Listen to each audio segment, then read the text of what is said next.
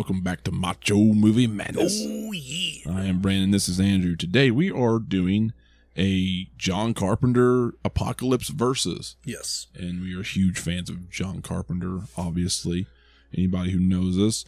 Today we are doing Prince of Darkness versus In the Mouth of Madness, which is 2 of 3 after what, The Thing? Yeah. Which would be an unfair fight. Which would be an unfair fight to put The Thing in anything because it would win. Right. More than likely.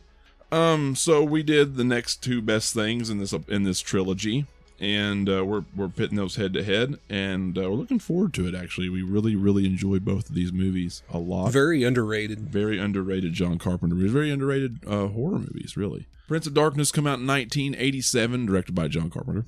Obviously, In the Mouth of Madness, same way. It came out in 1994. Prince of Darkness had a budget of $3 million, which was less than In the Mouth of Madness, which was $8 million, 7 years later. And Prince of Darkness came out $14.2 million at the box office, with In the Mouth of Madness coming out $8.9 million. It was only $900K more than the budget. That was domestic, is what I'm getting the domestic total, so I don't know if it came out worldwide or what, but not good. The movie's good. Yeah. But just didn't perform well at all. Which is in 94. This would be the year after Jurassic Park. Sam Neill was in the Mouth of Madness, so he was a star by this point. Just didn't take off. I feel like the industry just didn't give a shit about John Carpenter. At this point? Probably not. I think after The Thing, because that was his first big budget film, and it failed to meet expectations, which of course it's revered now. But it wasn't the case then, and I think just along the way he kind of Well, there was a 4-year gap between movies, between They Live and Memoirs of an Invisible Man, which nobody went and saw. Yeah, and then like another 2 years before this one, I think he did Body Bags for TV. He did. It was supposed to be a Tales from the Crypt type thing, and it ended up going to TV, I think, instead of the movies. So I can see why it was kind of forgotten almost. Yeah. Or it was either that or it was supposed to be a TV show, and then he ended up releasing it into like a 3-part movie. That sounds right. I can't remember. It's something weird because it was supposed to combat Tales from the Crypt, I think, wasn't it? Something I don't know. Maybe. But anyway, it just didn't pan out, and then this came out, and he really didn't have another movie in his career. Vampires came out in 4 years after this and was good. Yeah. But he just didn't have much else going on that really was much count, unfortunately. So today we're going to talk about these, though, that are actually underrated. It is a damn shame that In the Mouth of Madness didn't get more notoriety. Which I say that like the very first time I watched it wasn't that long ago. A couple months ago. Yeah, we did it for this channel. It's just something that never crossed my radar, and I've kept putting it off. I meant to watch it, and I think I mentioned it then. It just wasn't available anywhere. Right. And then when, you try to score it on, I don't want to rent it, like for $4 or $5 or whatever. Yeah. I just kept putting it off. And then, it'd show up on Vudu or whatever. And I'm like, I'm going to wait till it goes on sale because it's like $15. I'm like, I'm not doing that. Yeah. I'm cheap, man. I'm cheap. It takes something big for me to spend money on shit like that. Especially on a non-tangible item that could go away in an instant if something crashed. Right. So I want to make it count. Anyway, I finally watched it and I'm like, man, this is fucking good. Like, at least until the end, it is good. Yeah. It keeps your attention. You wonder what's going on. It's creepy. Like, it's good. And the Prince of Darkness is just, it's just kind of good all the way up and down. It's like your run-of-the-mill, just fun John Carpenter movie. It just got John Carpenter feelings all over it. Yeah. Everything's run-of-the-mill except the plot, which is wild. Right. Yeah. Right. It's just like he took a lot of people. It's an ensemble movie and just threw them all together, and it's John Carpenter. It's like it definitely felt like a Thing meets like Big Trouble or something. Just something kind of wild, But it very much felt like a John Carpenter movie. This one didn't really feel John Carpenter. Had a little bit different vibe. It did. It felt like him with the music, but it also kind of felt Stephen King-ish. Yeah. which I really like. Which was, I mean, I think probably meant to be that way since the plot. But yeah, really dug it. Speaking of plots, do you want to run down the plots? Yeah, we can try to do this as quick as we can because these are kind of convoluted plots. Yeah. In The Mouth of Madness, you have Sam Neill's character, Trent was the last name, and he is an insurance investigator, and Sutter Kane's gone missing just before he was to present his new book, and so they send him out on the road with the editor of the publication to try to find Sutter Kane. Yeah. And they kind of, who is like the next Stephen King. Yeah, he's a big deal. Yeah, and Stephen King does exist in this, but he's bigger than him. Right, but he's bigger than him. And they kind of end up getting sucked into the book, and all kinds of weird things happen. They meet creatures from like H.P. Lovecraft and that kind of thing. So that's basically it. Prince of Darkness. Wow, where to start? They find this container in the basement of a church. This believed to be the son of the anti-god, and it set forth into motion all these things, like there's homeless people everywhere that are turning homicidal. There's this big eclipse. They don't know what to do about it, so they kind of bring the best of science and the best of the spiritual world in to try to figure out what's going on. Yeah, just like the ultimate evil that's in this. They all end up kind of possessed, or not all of them, but the majority. Yeah. Yeah, it's a really weird thing. Yeah. But it's just fun. Yeah. So, yeah, that's that pretty much in a nutshell. If you haven't seen it by now, I suggest you do so before obviously going forward. Speaking of going forward, let's do that. We've changed up the categories at the end here just a little bit because you can't really do kills and shit like that for these horror movies because there's not really a set amount of kills in one of them. Right. And that would be unfair. So, Andrew come up with a couple different categories. Yeah, we'll see how it goes. Yeah, so we're going to run story, setting, and acting like normal. And then we're going to do characters. And then we're going to do scare factor / kind of apocalypse, best apocalypse, whatever. So anyway, we'll try that. Starting with story, do we want to, we got Kenny's picks, don't we? Yes, I have them pulled up right here. So we'll let Kenny go first. He took In the Mouth of Madness for story. He did not elaborate on that one. Okay. For story, I think I'm also probably going to go In the Mouth of Madness. Yeah. On this one. It's just a little bit less convoluted. Yeah. It's the first time you watch Prince of Darkness, it's not hard to follow, but there is a lot of plot points. If you look away for any point in time, you might be lost. Right. And so for that reason, I'm going to go with the more simple plot, which still, them getting sucked into this universe is kind of strange as well. Yeah, but you kind of once the shit kind of hits the fan, you realize, oh, okay. I mean, you get it from the beginning. It's wild, but you get it. I'd say some people are going to need two viewings or more on the Prince of Darkness. Yeah. Just because, like you said, you blink, you miss at something, and you're like, what? It's just because it's crazy. I'm going to have to agree with you on that. I really, really like Prince of Darkness. But I was invested in this plot for In the Mouth of Madness. I love the idea of this writer writing his new book and come to find out there's some kind of paranormal shit going on with him and his, whatever he's got, his connection with these, I don't even know if they're demons or if they're what kind of interdimensional things they are. But it's not really mentioned. But yeah, but he's got this ability, this power to create these stories. It just crosses over into real life, and somewhere along the way he found himself in the book, and everything that he was doing was written. And I love that. Yeah, I love that. So we're going In the Mouth of Madness for story. Easy enough, easy peasy. What do we want to do for setting? For setting, I'm going Prince of Darkness all the way. That church is creepy as hell. It is. Pun entirely intended. Yeah.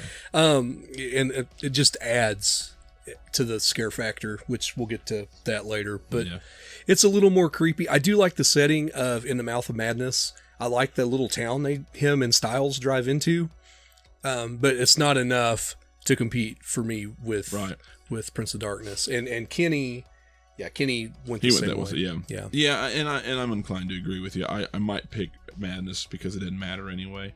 I do like him traveling into this unknown place. Like basically, they're like you wouldn't find it on a map. Yeah. And all of a sudden they're there. And I like the little town where no one's around except for a couple people. And it's really weird because it's just a really weird thing. Some creepy old dude riding a bike. yeah, old kid. Yeah. Whatever. That was weird. But even like the old lady behind the counter, and she was like, she like tortured and killed her husband, or tortured her husband and kept him like malnourished and shit, and kept him under the desk. It was weird. Yeah. And there's other townsfolk that showed up at the church, but you see all these people come out later as the zombie type creatures, these possessed creatures, but you didn't see them normally beforehand, and even the shit that you seen beforehand, you wasn't sure it was real. Right. So I also kind of found it weird and interesting that the character Styles was seeing things. Yeah, and they kind of took turns seeing things. They did. Well, yeah, it's like she knew the stunt the whole time. She knew the whole thing, but then it's almost like it got a little too real for her. It's like, this is starting to get weird.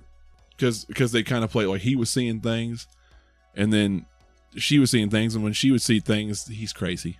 Or he would think she's crazy. I just like the various settings and madness, but that church is creepy. So yeah. It's just a little more confined there. Okay, well, darkness wins that one. Acting. What do you got for this one? Man, Prince of Darkness didn't have bad acting. Really. But there was a lot of people who were no-namers in that movie. This is going to fall differently than characters, but I'm going to go in the Mouth of Madness. I think for the most part, you have better acting in the Mouth of Madness. Yeah. I would say I would agree with that, with the exception of Styles. Well, yeah, she was kind of wooden. Yeah, we talked about that in the review. Yeah. I guess I'm going to go Prince of Darkness in this one. Anytime you've got Donald Pleasance and Victor Wong, I know, and all those guys, they are so good together. And the way they play off each other, one's the spiritual side and one's the scientific side. Yeah. That's getting more into characters, but I like the way they're played, the way they're acted. And you're right, a lot of the others are no-namers, and they are what they are, but I think I'm going to go Prince of Darkness. It doesn't matter. Kenny went in the Mouth of Madness. Yeah, he did on that one. So Madness is going to take acting. Yeah. It's. I do agree. Just that it's when you have less people, I think you have an ability to have more of a solid acting. Yeah. Like Charlton Heston was the main editor or whatever of the publication, or whatever the fuck he was, owner or financier or whatever he was. And Sam Neill is good in everything, pretty much, that I've ever seen. He's good in this. Like you said, Styles, she was wooden. But you had a lot of other little characters in there, too, that were pretty good. Jurgen Prochnow, who played Sutter Kane, he was pretty convincing for what little bit he was in it. He was. John Glover was the scientist, and he didn't have a lot. But you also had David Warner. Oh, yeah. And he's good in everything, really. Like I said, well, there's not a lot of people. Everybody played their parts really well, and Sam Neill was very solid. So I'm gonna go with the Mouth of Madness on that, just because. We've got 2-1 in the Mouth of Madness. Yeah, 2-1 Madness. This is interesting here for the characters. Kenny actually tied. Oh wow! So we got to talk this out so we don't have a tie. Right. I think I'm gonna go opposite of Madness. I feel like characters, this is where you separate that. They're pretty well defined in Prince of Darkness. Yeah. No, it's not that I don't dislike characters in the Mouth of Madness. The acting was better, but it's not that I don't like them, but there is more versatile roles in characters in Prince of Darkness. There's more. Yeah, it's not fair, but you've got Jameson Parker as kind of the stoic hero of the piece from Simon and Simon. The girl, I can't remember what she was from, but you've got the Big Trouble in Little China connection there. Yes. You've Dennis Dunn playing Walter. Yeah. I think his character, at times he comes off as gay, and at times he does. It's a real interesting character. Yeah. And then, of course, Donald Pleasance. I like the way he plays the priest in that. He's like the high bishop or something at this point, because the guy above him died. But there's just things in that performance I love, like where the lady with the cup full of bugs touches his hand, and he looks down, like, ugh, and Yeah, his character's really nuanced, and I liked it. Yeah. It is. I always love seeing Donald Pleasance in these Carpenter movies, man, how different they all are. Yeah.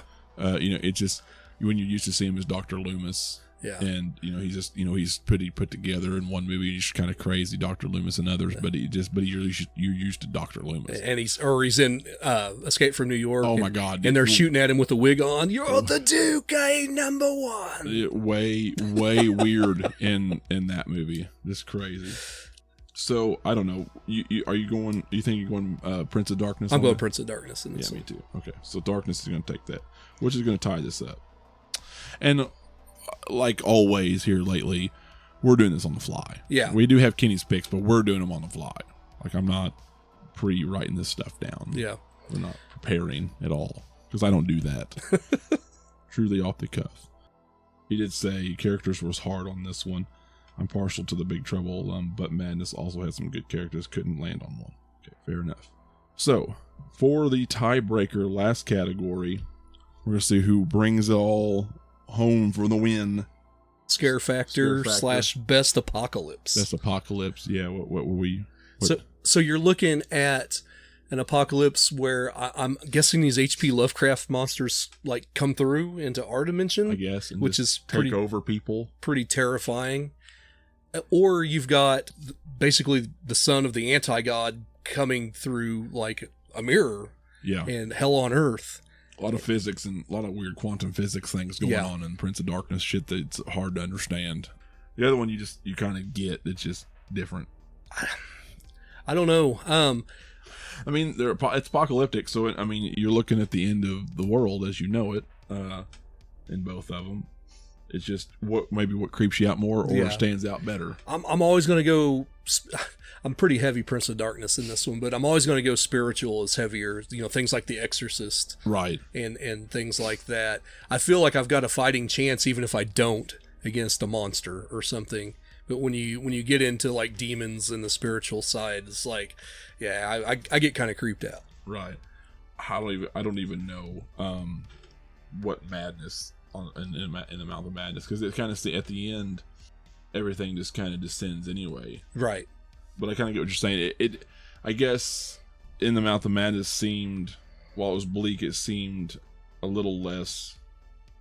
I don't know. Everybody kind of went crazy in that one. They did. It'd be kind of scary. Everybody's you basically start killing each other because you become animals. Yeah. He had a whole empty theater to himself because he was locked up and missed it all. Yeah. So yeah, this is all on you. Which one scares you the most? I mean, both are pretty freaking terrifying. Just have people crazy possessed that are killing each other, and then the other one you have just this one, I guess, one being that comes through, and I don't know. They're very similar. Yeah. Just done in a different way. I guess it did feel, but I guess it maybe in a way it did feel a little bit bigger in Prince of Darkness. Maybe I don't know. Maybe it felt like it was a little bit of a bigger thing. I don't know. I'm kind of torn on this. He said madness. Yeah. Kenny said madness, so I am the tiebreaker. Shit. And either way you go, the real winner in the Apocalypse trilogy is The Thing. So it's right. Yeah, I'm choosing The Thing. I'll go Prince of Darkness on this one, I think. And it might change between the day. Hell, I don't know. I think maybe just because it feels like the scope was bigger in Prince of Darkness. Maybe. And with everything going on. Yeah. Maybe it's just because it's overly crazy. Yeah. That one's kind of a tough one. You kind of saw the aftermath of In the Mouth of Madness, but like in Prince of Darkness, these people were actually possessed and like taking shards of wood and cutting their throats and killing people. And I don't know. To me, it felt like a little more of a threat.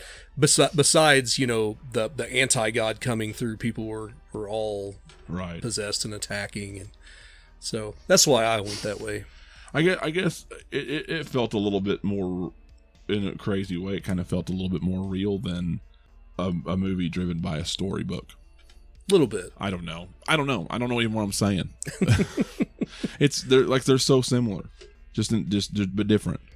I guess so. Instead of worrying about the apocalypse, I guess we need to come down to scare factor. If we're kind of torn on the apocalypse side of things, we lean into maybe more of the scarier moments of the movie. So do you think that there's scarier moments in Prince of Darkness than in The Mouth of Madness? I think so, because they're all through the movie as opposed to just at the end. Right. Which I guess that was a twist, but I did think there were some creepy moments in The Mouth of Madness that kept me, and it's usually the visions that he would see, like the little old boy. Yeah.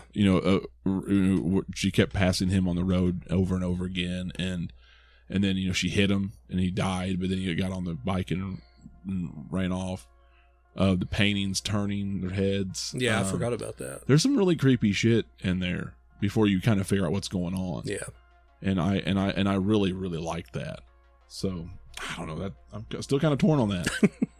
I'm going to stick with Prince of Darkness. Yeah. Yeah, you got just slightly the great Alice Cooper impaling someone with a bicycle in that one. Yeah. I like the scene too where the guy he's saying this is all a bunch of caca and leaves, and then he gets devoured by cockroaches and like disintegrates.